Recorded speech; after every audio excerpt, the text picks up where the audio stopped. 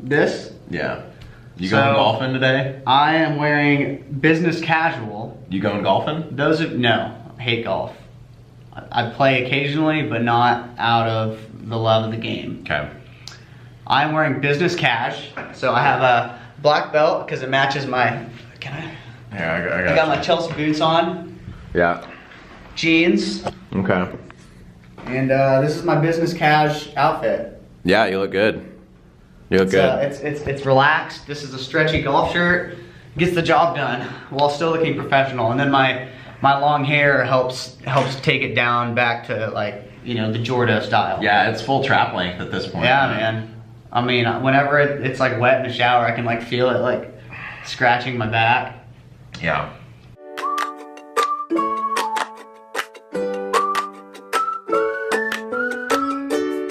Today, we are talking about a simple question that every business owner faces from time to time. Yeah, get excited. Do you see this? This is the shit that I have to deal with every day. Every business owner, me too? Yes, you too. Holy. There's a question that comes into all of our minds. And today we're going to talk about how to handle that question. Is the customer always right? No. Next topic. We'll see you guys later. No, I'm just kidding. We're just kidding. Oh, okay. All right, what do you mean by that? This is a good question. Because whether you like it or not, as a business, you're all in the customer service space. Because you got customers. Unless you're a business to business. So yesterday, context is yesterday I was in the checkout line at Whole Foods, Tulsa, Oklahoma, 41st and Yale. Shouts to Amazon for buying them. Yeah, but Amazon, did you have to shut down our little cafe? Yeah, the cafe in South Tulsa, did you have to close it down for your little e-commerce shipping? I think they did, man. Yeah, but I'm not happy about it, but love Amazon. Shouts. I know Jeff Bezos is a subscriber too. I'm just saying, yes, it was a great business decision. I get it. But now, Jaboy can't go get his bacon and eggs in the morning. It breaks my heart. Back to my story. All right, let's go. 41st and Yale. I was getting coffee at the Whole Foods line in their little coffee cafe area. And a lady came up behind me and she was like, "You've got to be kidding me." And I like looked at her. I was like, shit, what am I in trouble for now? And she was like, "The juicer is still down?" And she like looked at the lady behind the counter. She's like, "Are you telling me the juicer is still down?" And the lady was like, "Yeah, our juicer broke and then we got the backup one. And that one broke this past week." And the lady was like, "I can't believe this. Is Rodney here today?" The manager, I guess. Dude, Rodney probably got in her face. The lady already knew the manager. And it was just making me think, like, this lady's about to, like, bitch out this manager. And it made me think, like, kind of made me think, like, is the customer always right? Is the customer always right? Like, so I have 3 different situations we're gonna talk about when the customer is gonna tell you as the business owner that there's a problem or that you should change something. And you'll answer, are they right or not? All right. Fire away. Is the customer always right when they complain about the service level you've provided? Yes. Do you want to give an example? Because you've had this happen. Yes, so if you provide a product or service to a customer and they're not happy with it and they voice that they're not happy with it, they're right, because it was your job as the product or the service to make them happy. And if you failed, that's your problem, not theirs. Now, I say that if you're a service company, you have to be able to pick your customers. Your service is not for everyone. If you're a product, I guess it's the same rules. Your product is not for everyone, so you better disclaim that it's not. Yeah. Yeah. So for us, if we're a service company, or a customer experience company, I should say. Nice. If we get a phone call from somebody that's disgruntled, unhappy, first I answer and I'm overjoyed on the phone, so that automatically settles them down. Like, man, I can't be mean to this guy, he's so happy. Yeah. And then they'll voice what they're unhappy about. Now, one of the things that I'm aware of is that we have employees, and yes, they're not always gonna do a perfect job. So instead of saying, I'm sorry that they failed you, I take ownership. I am sorry that this happened. What can I do to make this right? Not what can we do. What can I do? She's speaking to me. She's calling me to tell me about the problem, so it's my responsibility to make them right. Yeah. In my opinion, if somebody calls unhappy about a product or service that you provided, the customer is always right. Okay. So you're saying if I call Clean Canteen and I say, hey, Clean Canteen, I dropped my canteen yesterday, it fell out of my backpack and it dented. This is stainless steel, I would prefer if it didn't dent. What is that? Is it just good feedback? Should the company do something about it? I think that they should ask. I think if you call with good intent of like, hey, this dropped, it dented, I thought it was supposed to be dent proof. What do you suggest I do? What can you do for me? I think that they should have a series of questions they should ask saying, I'm sorry that happened. We can give you a discount on your next one. If you send that in, we can fix it. But either way, you need to have a good experience and feel that you were right by calling them about your problem. Whether you were wrong or not, you need to feel right and justified and that they worked to fix your problem. Yeah. So to bring this full circle on this question, is the customer always right when they complain about the service or product you provided? Yes, probably. You better never tell them they're wrong, that's for sure. Yeah. That's for dang sure. More importantly, you better shut up and listen to what they're saying, because business owners pay a lot of money to get feedback, and this person's giving it to you for free. Without a Google review. For free. You better be glad that they're not writing this as a Google review and instead they're calling you, because those Google reviews are forever. For free. Forever. For free. Situation number 2. Is the customer always right when they tell you you should also offer blank? Oh, absolutely not. Jordan, Jordo, I loved my periwinkle transformation, i.e. garage clean. I really wish you guys would have also replaced my roof tiles. How come you guys don't offer that? This is a great question too. This one, my initial answer is no. They're not always right when it comes to this, because, and here's an example. Hopefully you've seen our episode on TV. Periwinkle has an episode on Startup, which airs on PBS. It's been airing all over the US. If you haven't seen it, Google search Periwinkle. Or we can put it in the show notes. We'll put it in the show notes, link in show notes. Yeah, but you can watch our episode. But one of the consequences of this episode is we've been getting crazy psycho fans all over the US. Psycho fans. And these psycho fans, when I answer the phone, they're filled with joy that they're speaking to a celebrity basically, and it makes me feel good. Yeah, you are a celebrity though. They want to offer unsolicited advice for our company, which I'm all ears for. But the customer, I listen to their advice, but one example of an idea, somebody said we're using the clear bins, that's great, but we should also take pictures of everything we put in a bin and sticker the picture on the outside of the tub so the person doesn't have to get the tub out and look in it. Huh. And it's like, that could be a great idea. Could be a great idea. Have we done anything with it yet? No. Will we? No.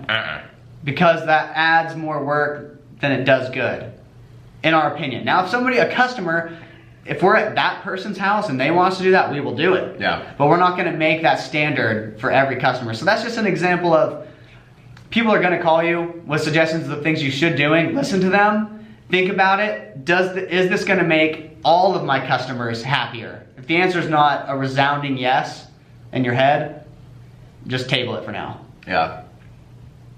Okay.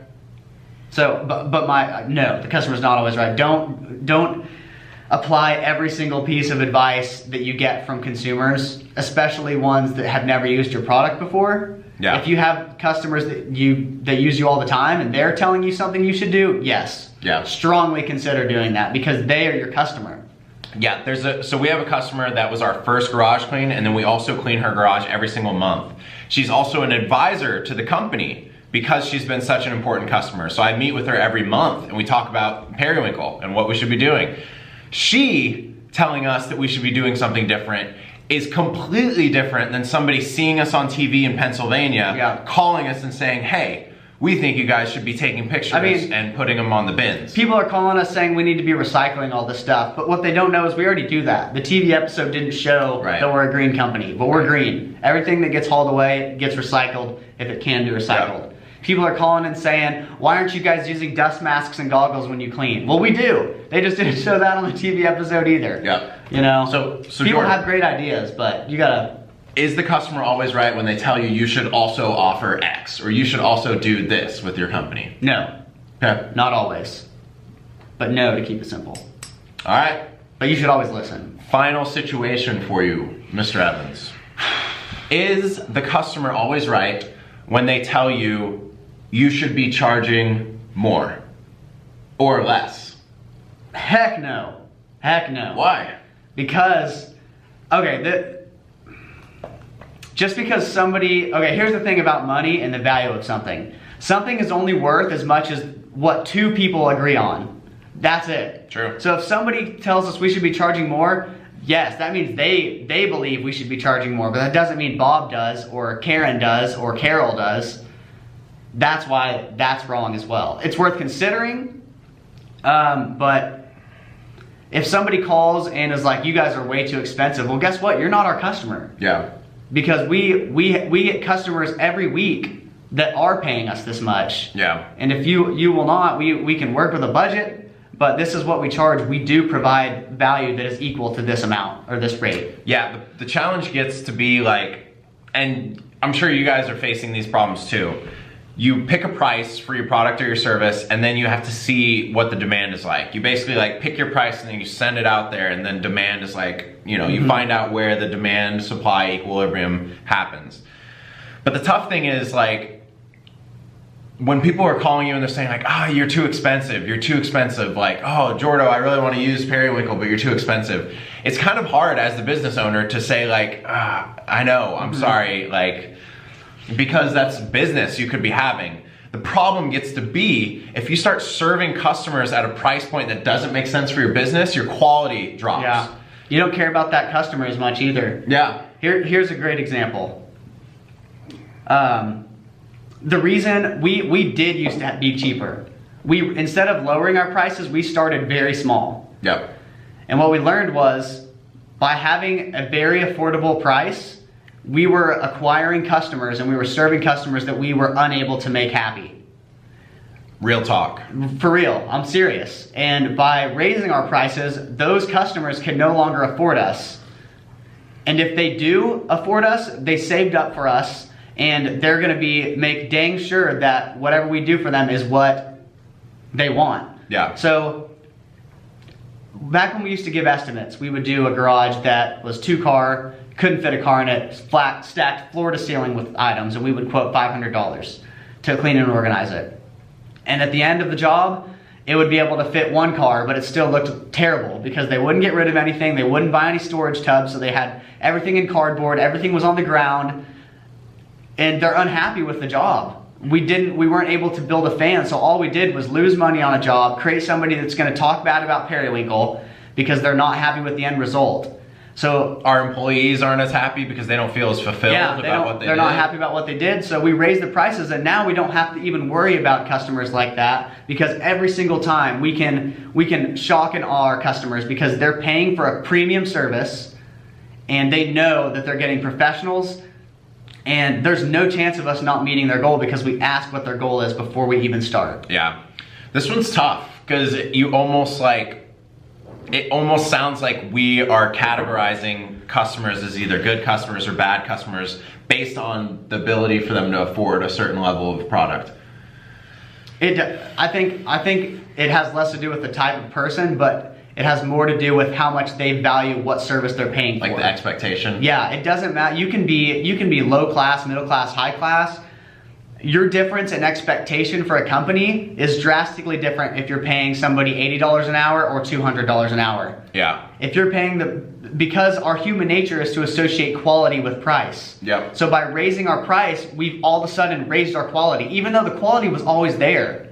But their expectation of our quality is higher now, and so they're expecting more of us and willing to pay more. It really is true that it's hard. It's not necessarily across the board, but you get what you pay for. People don't value what they get for free. No. Like those things are very real. They are. People are a lot happier when they pay a lot of money for something and they get exactly what they wanted. Yeah. If you're wanting to build a house and you decide to be cheap and build for $150,000 instead of getting everything you want for $250,000, you're not going to be, you may be happy in the savings, but you didn't get the house of your dreams. Yeah. So what we're trying to encourage our customers to do is to save for exactly what you want. And then we can win because we gave you what you wanted, and you can win because you got exactly what you wanted. Yeah. Instead of getting something that's halfway there and then having to hire us again a year later or 6 months down the road. So, is the customer always right? No, not by a long shot. But at Disney, this is what they teach their employees. They teach that the customer isn't always right, but the customer is always our guest. So you have to treat people as a guest. You have to treat people with respect and treat people as people, because they have opinions just like you do. And they're only offering you perspective on what they know about your business. Even though they don't have the full story, you should still value their perspective and what they're telling you and consider it to implement into your company. But that doesn't mean they're always right. Yeah. I mean, I call and tell Disney stuff all the time that I think they should do. It doesn't mean they're going to do it, but I know that they're hearing what I say and they put that stuff into a little log. Yeah, I think that you don't have to listen to what people, I mean, you do need to listen to what people are telling you. You don't have to do it. People giving you advice on your product, your service, or whatever you're doing with your business is invaluable. You should always listen. Put a smile on your face. They're your guests, like what Jordan said with Disney's mentality. They are your guests. When they're giving you feedback, when they're telling you they don't like things, or that you should change this, you should listen to it. You should think about it. But you don't have to make changes every time a customer says, oh, we also want you to, you know, sell light bulbs too. I wish you sold light bulbs out of your coffee shop. That way I wouldn't have to go to you know, to the Walmart and get light bulbs. Yep. Listen to it, but it's your choice whether you want to make the change or not. Jordan, I have to confront you about something. All right. I was under the impression that your topic today was going to be the nose hair waxing, because we talked about that last week. Yeah. I've been literally just allowing my nose hairs to go crazy. They're tickling my mustache and vice versa. Yeah, my wife was asking me this morning if it was the nose hair wax day, and I said, no, we forgot to buy wax. I was literally... We got to get some wax, y'all, but it's happening. It's happening. It will happen. It better happen on Wednesday. Yeah, we got to get nose wax. You need to get nose wax. Yeah, I'll get some nose wax. It's going to be epic. Jordan, is the customer always right when they complain about the service level provided? Yes. Is the customer always right when they tell you you should also offer X? No. Is the customer always right when they tell you you should be charging less? No. Heck no. So in summary, is the customer always right? No. No. The customer is not always right, just like it's like saying that it's the thought that counts. That's wrong too. Yeah. It's not the thought that counts, it's the action that counts. I think about doing awesome stuff all the time. Yeah. That doesn't make me a good person. Yeah. All right. You know? That's all we got.